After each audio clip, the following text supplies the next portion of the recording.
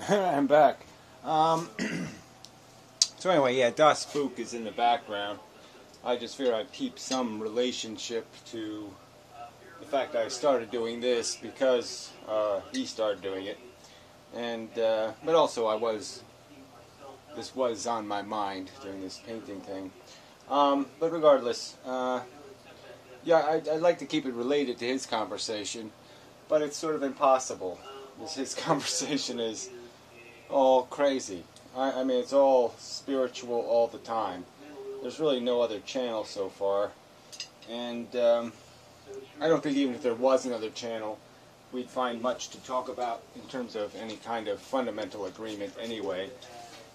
He seems quite susceptible to any kind of truther, kooker theories of existence and function, and yeah, who's got patience for that? I mean, who certainly, it does nothing for me. In terms of inspiration, I suppose. In terms of making a commentary or saying anything through a painting. But anyway, so the subject word, I figure I'd just do words and let the words evolve into a conversation of some kind. So yeah, I did a very cheap drawing. I liked very much. You know, I guess I could show it better. It's really not a bad sketch. It wasn't what I was thinking of, though. I mean, you know, it happens when the shape of the canvas sort of told me something else. You know, I have a frame for this to fit in, so that's why I chose it. And it's old, that's why it has drip marks on, all kinds of mess. It's just a piece of wallboard. But anyway, so the drawing sort of, the shape sort of dictated what I ended up with. And what I wanted to do was take the image and have the two sides of the image, you know, representing sort of a, you know, this side being the passionate, this side being the rational, maybe this side being, you know, drawing and pulling, you know, a force of attraction versus a repulsion, you know, these dualities, and try to get them somehow into the background. But now I have so little background to work with that's going to be a little tricky. So I don't know if that's going to work out. So I think I'll just paint it, and we'll see where it goes. And yeah, but yeah, I was thinking I do want to do something stylistically different.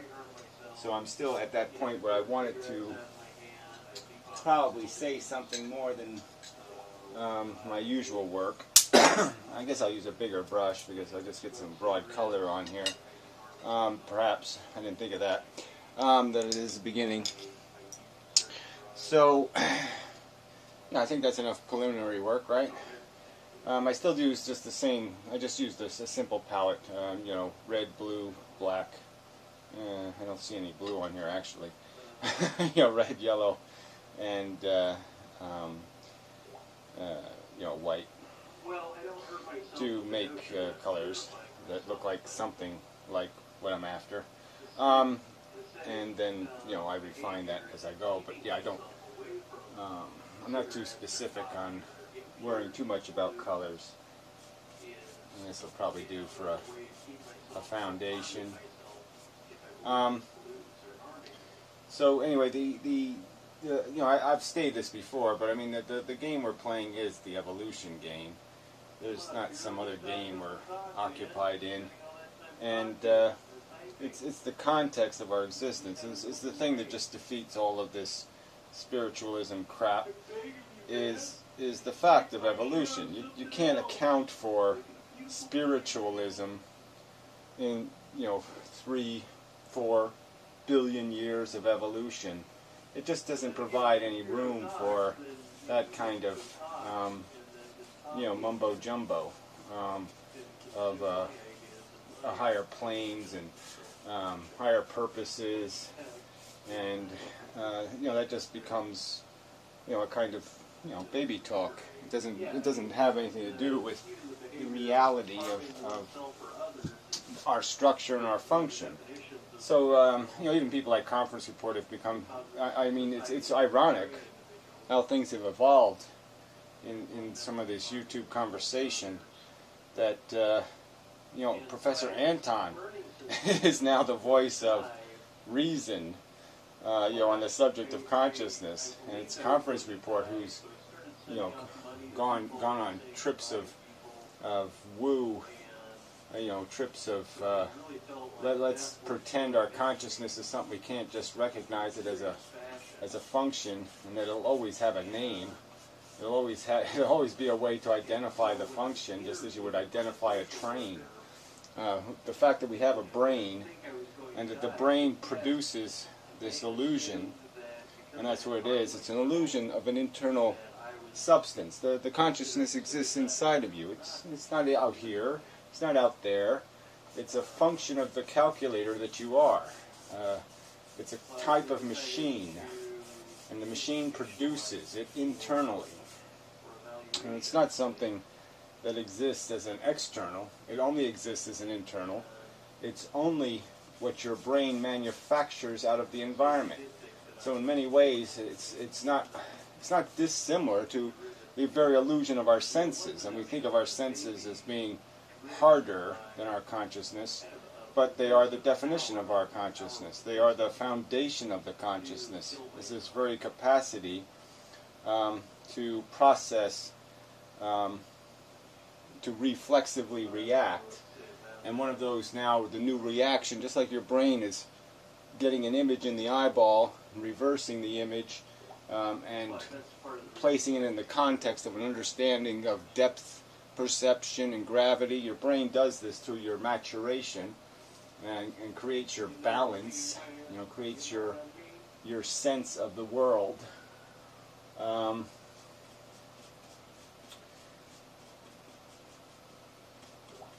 have to be a little careful here. I sometimes get into trouble with neck and shoulder lines. Necks get too short or too long. And I'm not going from a reference image, which is always quite dangerous. Because it's hard to remember exactly how. I don't paint enough to.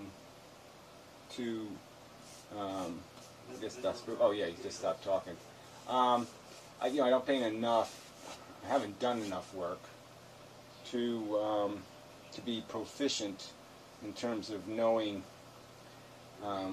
accurately. To have it like glued into my memory, proportions, and so sometimes I just don't have any thinking that tells me the answer. Some previous knowledge that says, oh yeah, I remember that the muscle goes this way and then it curves in a little bit over here, and I have very little of that memory, that reflex from experience. I mean, I have a lot more when it comes to like painting a lion or a tiger, as I painted, or an eagle even. The animals I painted a lot of, or a few of anyway, a dozen of, let's say. Once you do it a dozen times, you start to learn the mechanics, and it's just like the second nature seems a weird concept to say, but it becomes a reflex. Your brain reflexively recognizes, okay, this is going to go round, so I go a little darker on this side, and then I put a little shadow on this side, and I got to put a little bit of the blue color in there because the blue is the opposite of the yellow. That kind of logic that you would be applying as you're painting something. And then there's the same thing in terms of acquiring depth in a painting has the same kind of rules. There's these little tricks that you learn about subtleties, subtle little bits of proportion are revealed just in sizing, a subtle degrade in color. As things get further away, the contrast, the range of contrast reduces. So everything just kind of part of what creates depth perception is your brain recognizes the graying and the blurring of the world as it gets further away. And so that's one of the tricks of creating the illusion of depth is just to do it through, you can do it through many mechanisms, and one of the mechanisms is, the brightness, lightness, the depth of contrast.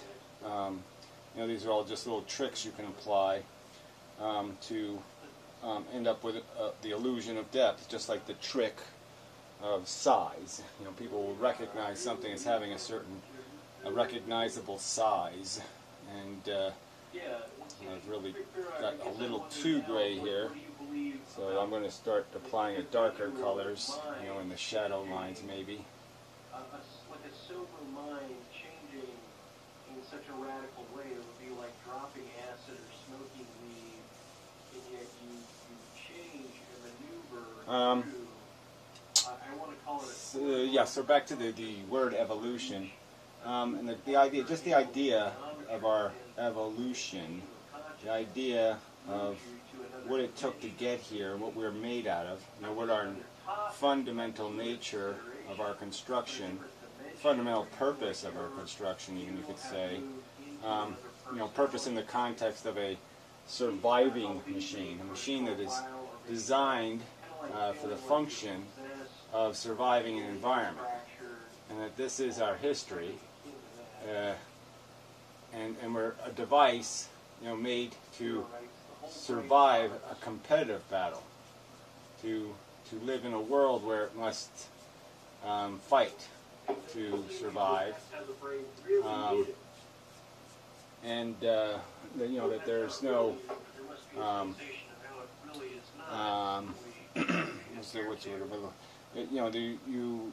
you can't separate us from that mechanism in terms of the construction. The construction's a byproduct. The mechanism is a byproduct of that world, and of the mechanism of a machine that has no other viability, except as something that's intended to be capable of smiting everything else and surviving a harsh, dangerous world. And we can see that. You can look inside yourself and see some of these mechanisms that seem quite mean, calculating, not as generous or beautiful. So you can see parts of yourself that are not very attractive. You're not necessarily very proud of that part of who you are, that element of your personality, that part of your identity. The fact that you're calculating, as you sit and listen to somebody, that you have this internal dialogue. You can see the very aggressive machine, the competitive machine, operating inside of you, and that you're not some sort of spiritual entity, that you're an animal, calculating advantage, calculating its way of fighting through the world, and succeeding by the standard definition of success.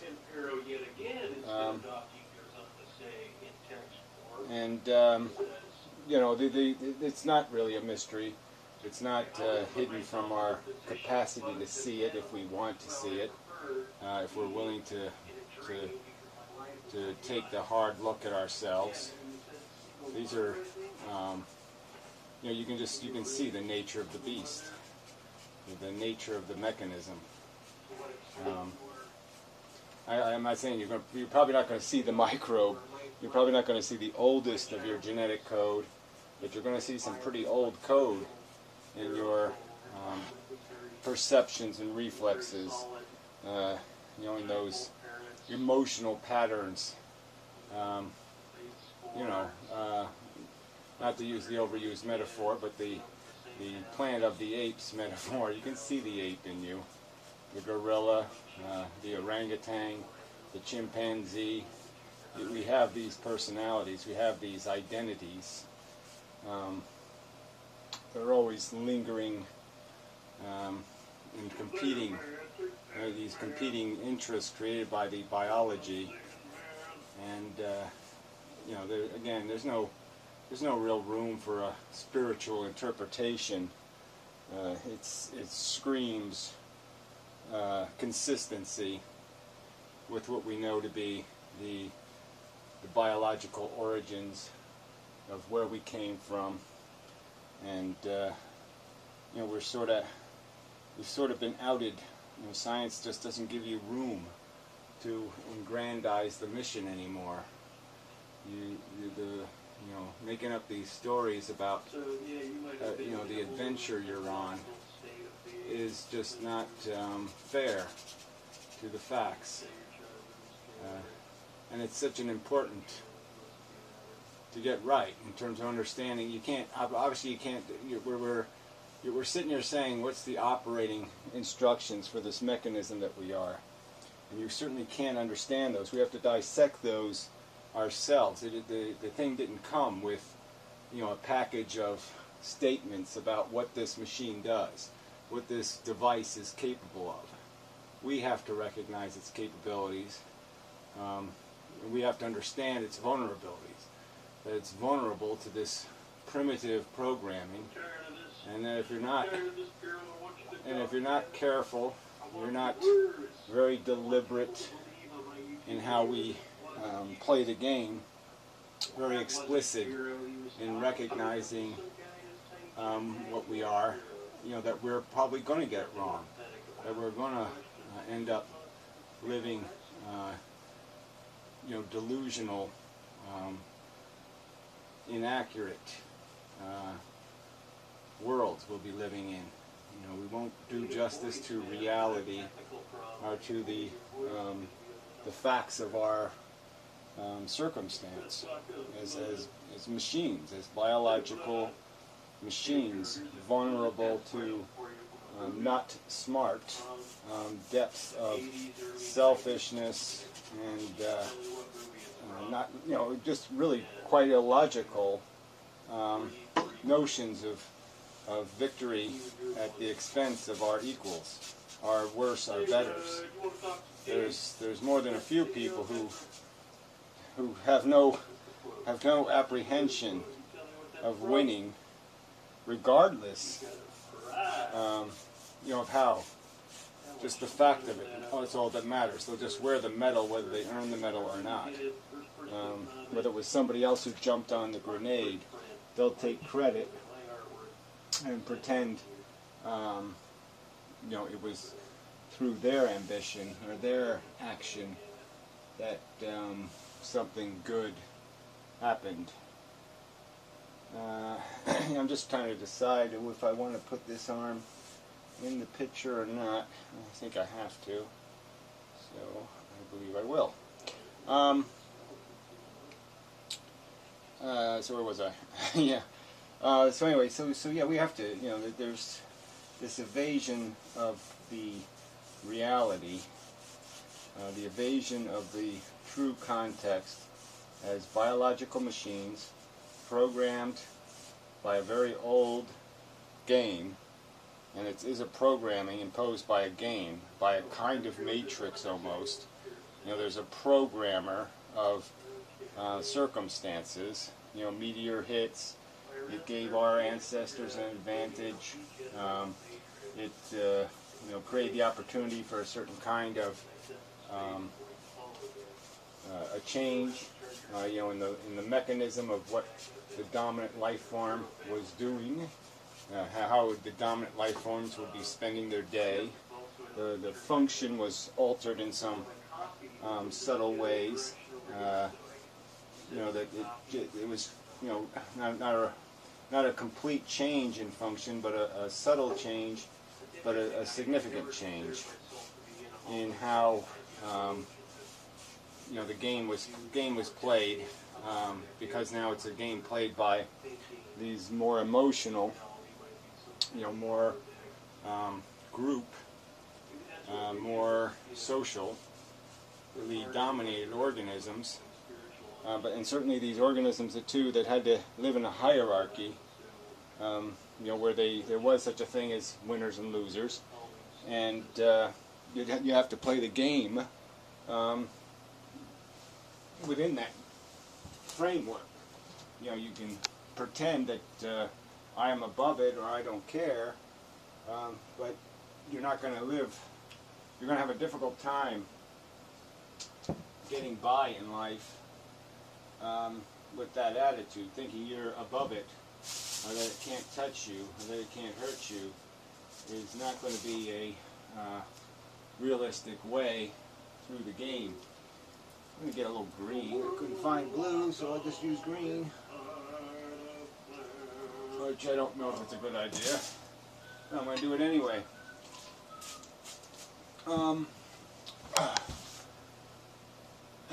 Yeah. So where was I? Yeah. But again, it is the most important concept is evolution, and its drive. It's the consequential, the biggest consequence of that evolution could be labeled as our complex emotional psychology.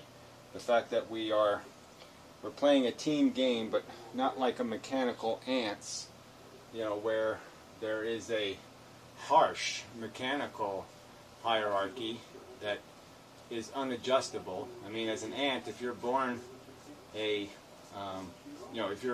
if you're injected with certain chemistry as your egg maturates, you will be with a soldier ant. You'll be, especially in termites, this is true too.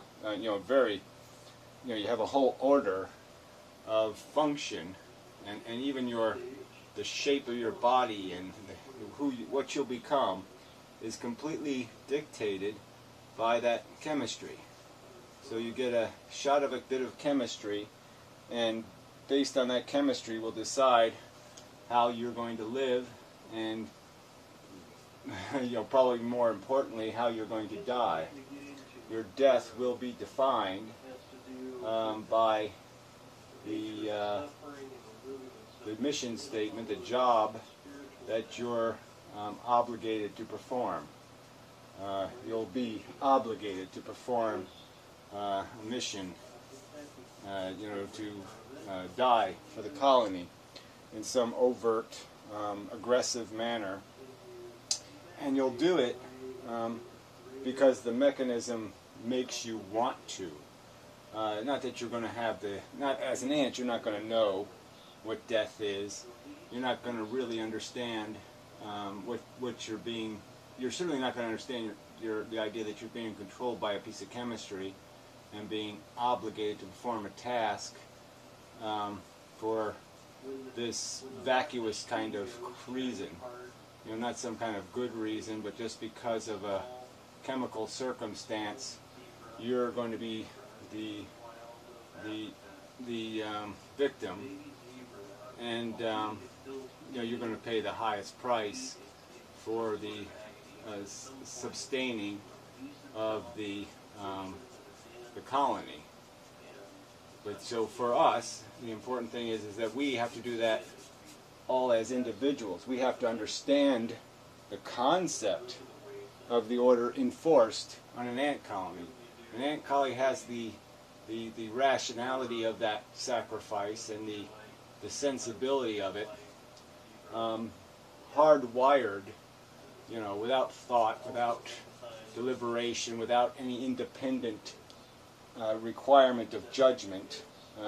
It's like the Planet of the Apes again, in the sense that the gorillas are born gorillas, the orangutans are born orangutans, and the chimpanzees are born chimpanzees. And that birth draws the individuals to a certain destiny. Now, certainly one would argue that as the Planet of the Apes evolved, as the ape city evolved, one would expect that gorillas would be allowed to eventually to cross-dress and, be girls, and they could do all kinds, the expression of deviance, the right to be deviant would be respected because the general population would recognize that there was no necessity to be,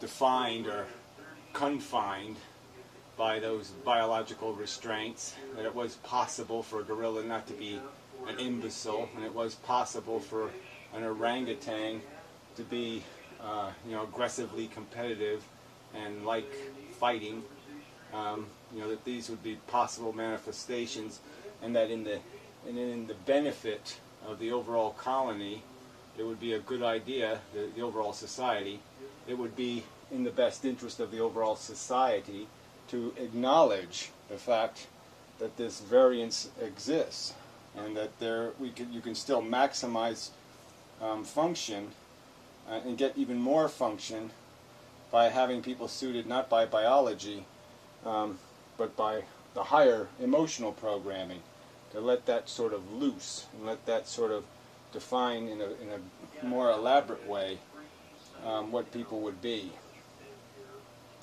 And okay, but that's it's a little bit of a side issue I don't want to get lost in.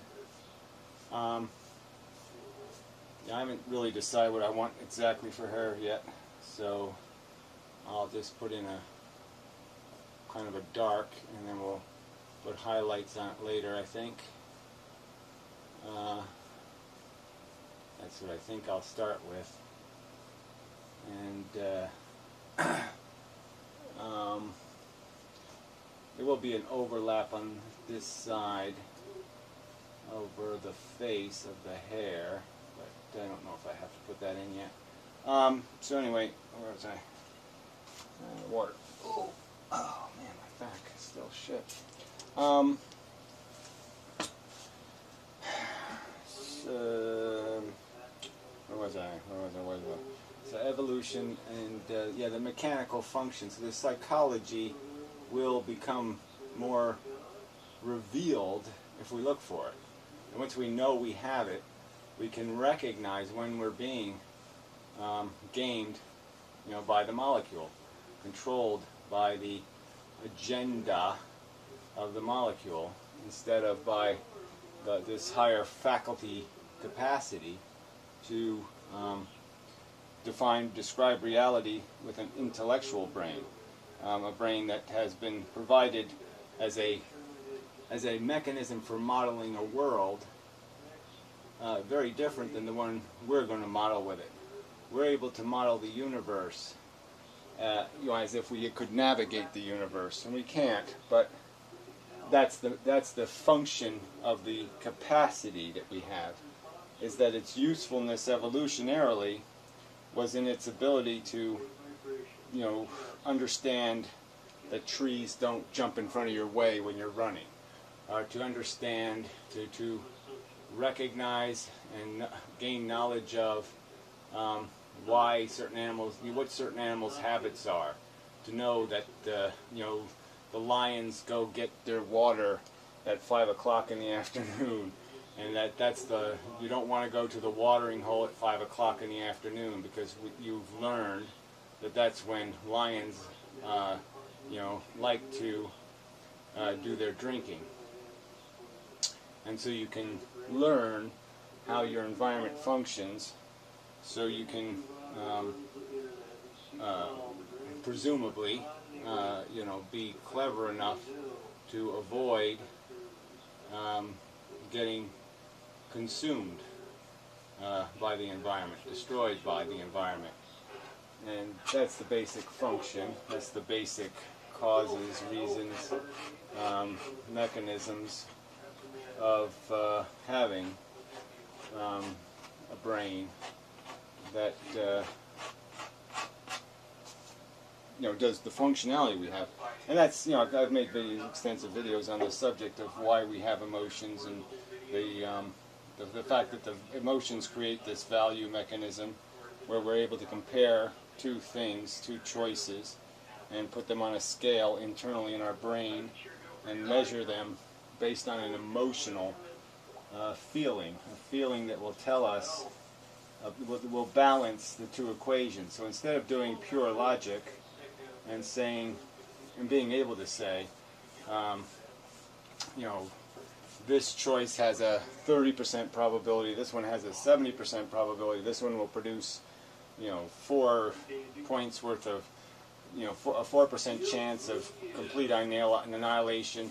This one will produce a, you know, 10% chance of complete annihilation. You know, instead of having to do all this calculus, we basically have a emotional reaction that our brain produces.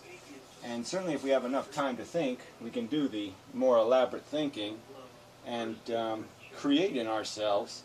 You know, I think you've probably experienced that, where you think about something, and by thinking, you scare yourself. You recognize things that are worth being afraid of in the circumstance, and that is when you say, oh shit, I really don't want to do that because that's dangerous. And you realize the danger by thinking. And then once you realize the danger, you're almost frightened by the fact that you almost did something incredibly stupid. But it's fear that's generated. It generates in you this understanding of risk and danger, and that provides you with the mechanism, the ability to react. Even though the logic was what did it, I mean, your logic created the fear. It's the fear that made you act differently. So we're still emotionally driven, and what our reason is being used to facilitate emotions that are motivating, because it's allowing us to see the dark side, to see past the obvious, and to see dangers that lurk deeper inside of things. You know, that might, you know, that it'd be worth avoiding stepping into. You know, being stupid. You can avoid being stupid, but you'll do it through a stupid emotion. So that's the irony, is that a stupid emotion, a crude emotion, will be actualized through intelligent visualization, intelligent modeling, intelligent thinking about what you're subjected yourself to. And I'm just not too sure about this. I will have to go to a reference for this arm thing, because I'm not too confident of the break. Somewhere in there. Too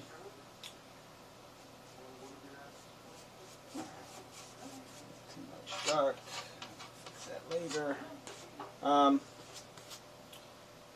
So there's no escaping the mechanism, the function. You can go.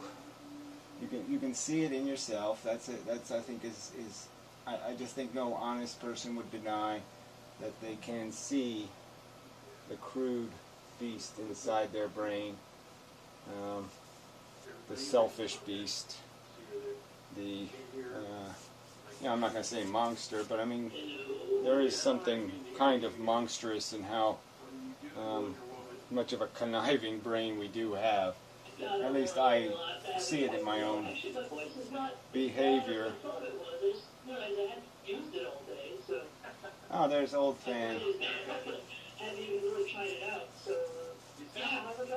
sound a little phlegmy, a little caught up there in the throat, but not too shabby. See if they say I anything. got off to a slow start. I was going to go out and play last night, but I think I'm reserving it to today. I wanted to put in a hard day's work, and I'm doing it. Good. And I'm creating more of my hellbound bite structure here. I'm just waiting to see Inmendham's video where he's doing a painting of my painting as he said he was going to do. Oh, I already posted that video. So you're way behind. Yeah, way Yeah, behind. it's good. I think it's looking really good so far. It's really, I mean, I guess I haven't seen like a tremendous number of your paintings, but it seems very different, and the way it's constructed seems pretty different.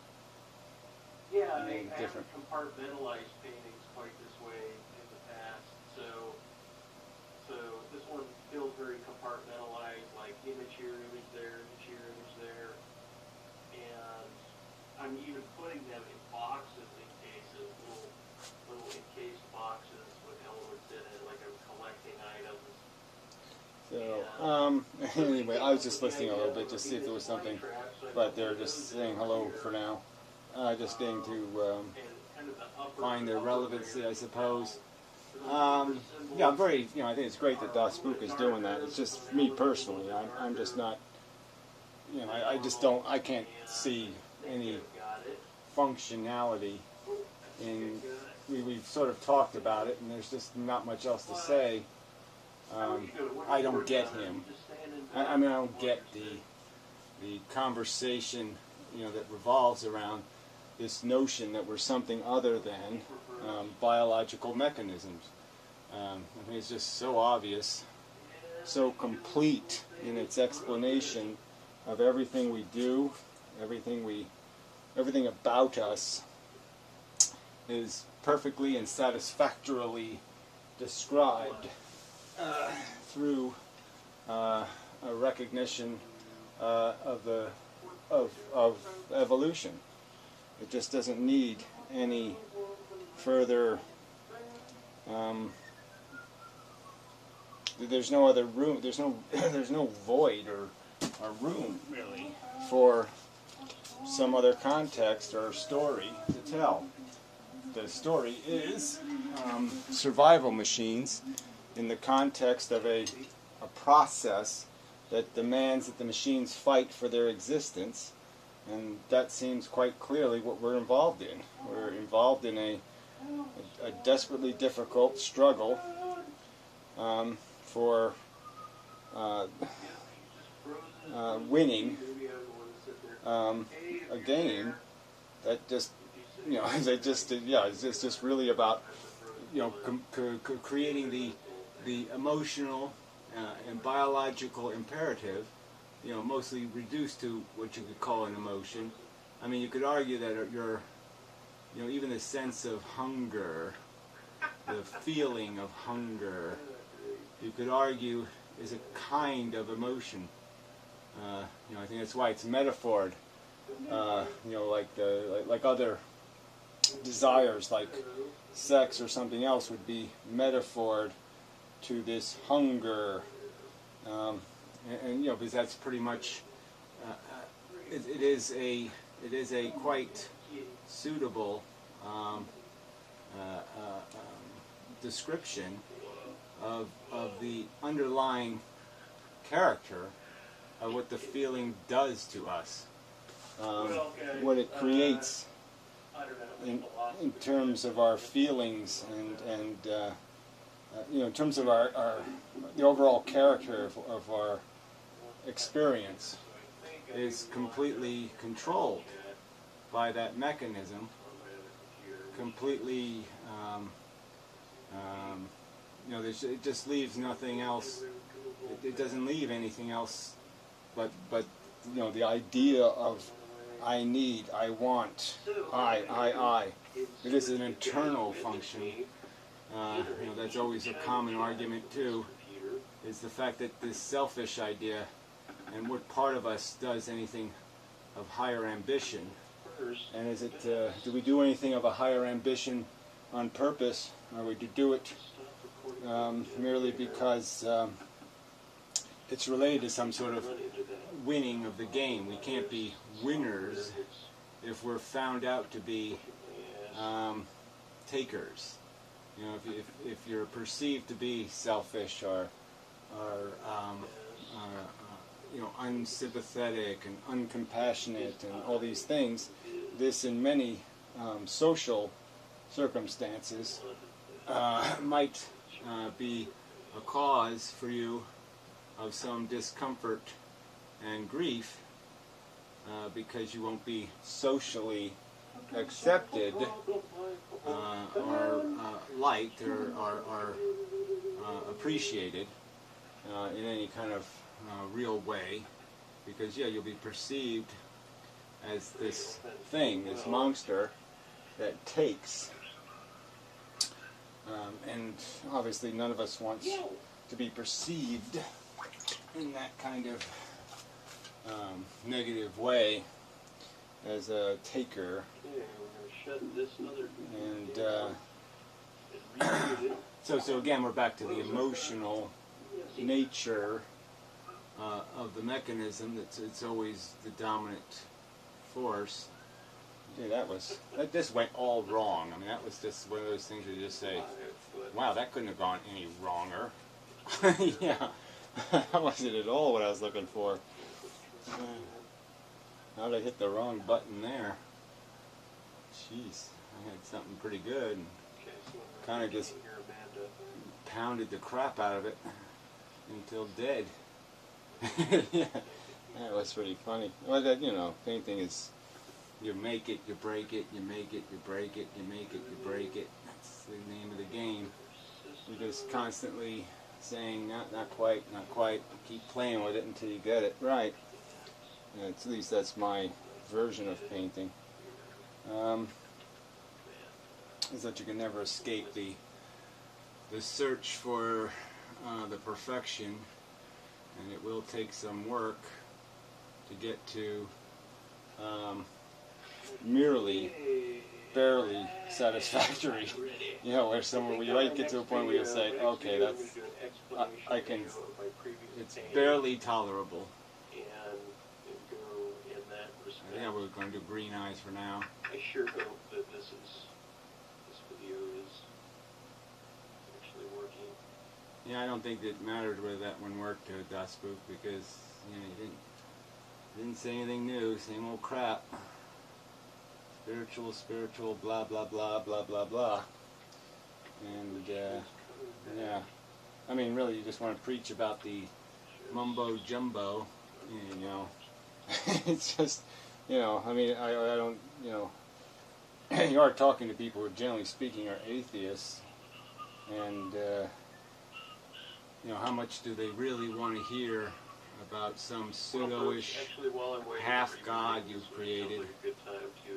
You know, this notion of where you've done even worse than the people like Professor Anton are kind of annoying because they make up a fairy god, a god that doesn't have a hell and isn't a jerk. And you know, Daspook's god is the asshole god. We're back to the asshole god where somehow he's going to worry about whether you smoke cigarettes or you know, you do some other silly little thing, and we'll call that a sin. That seems like a total waste of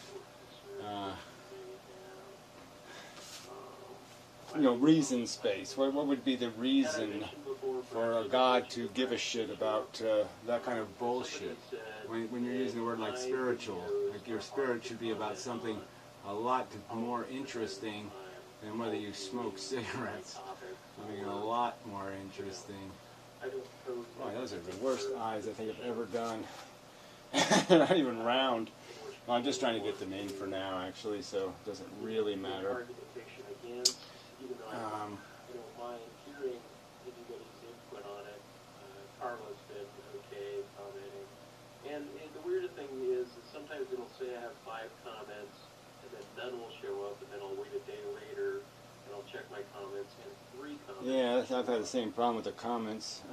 They're not showing up very timely. It said 3 comments, and I checked it, and I had 1 comment.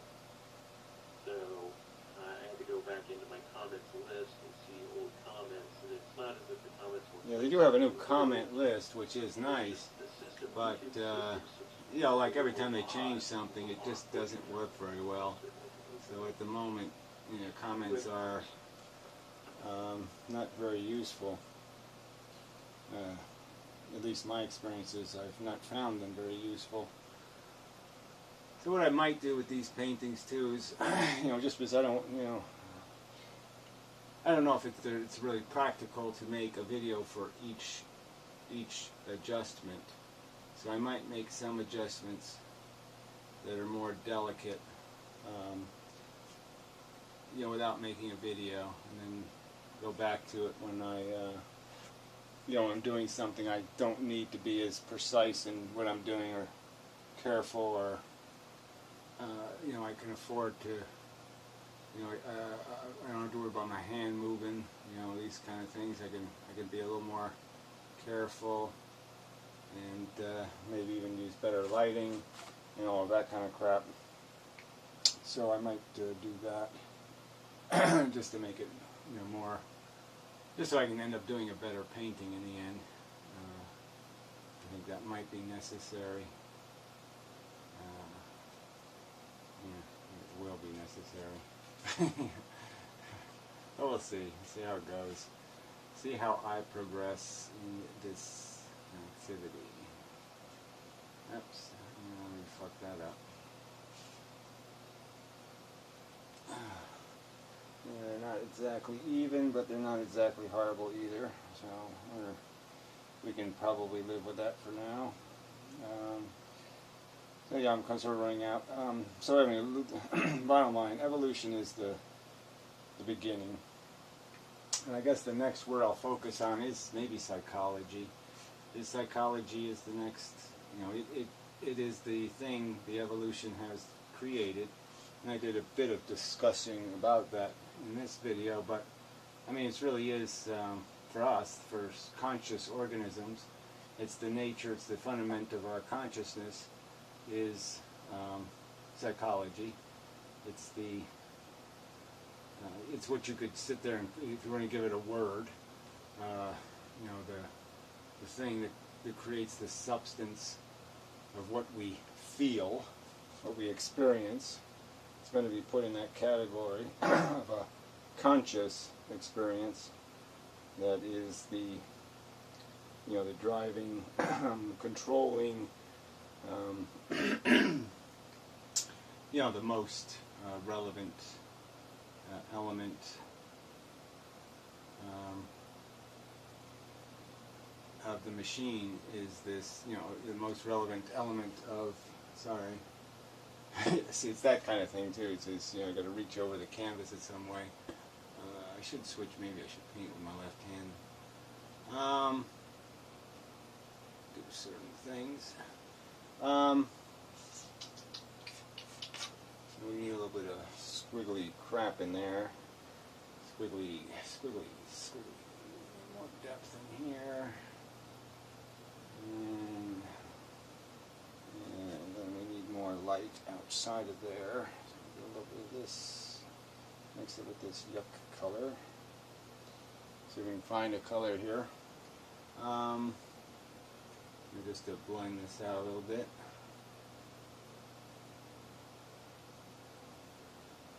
I have to decide how deep to make the dark, how deep to make the eyes. I have to decide on that. Deep. It's how you make somebody younger or older, I guess, in some respects, is what you do with eyes. Kind of important.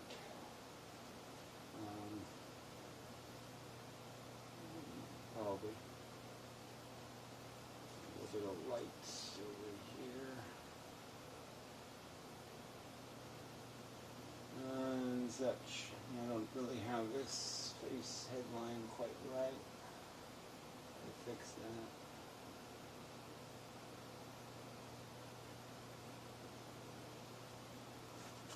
And a lot of things to fix. I'm going to have to still decide on how close I want, how far in I want that hair to cut. But I'll worry about that later. Could do a little work on the nipples. That's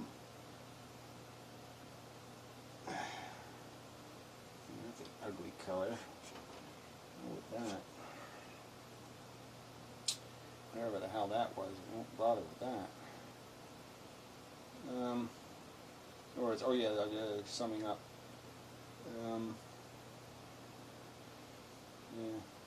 I'm just thinking of the, you know, I watched the movie and I wanted to get to that. It was the movie the effects. Maybe it's a good movie for a conversation about psychology, so maybe I will save that for next time. I'll just mention the movie. The effect of gamma radiation on Man in the Moon Marigold. And I haven't seen it in years. It's just such a, poignant, sad,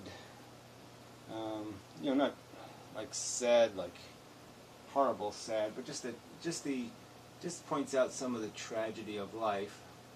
And it does try in the end to, create some sort of counter statement to the tragedy, where they try to say in the end of a movie, that, oh, it's not all that bad. That there's some redemption in the character, some redemption in the story, and, there really isn't, it's just all stoic. It's just all, it's just a story of fighting through the choking, the suffocating horror, and it really is a great movie for just doing that alone. I mean, the way it did it.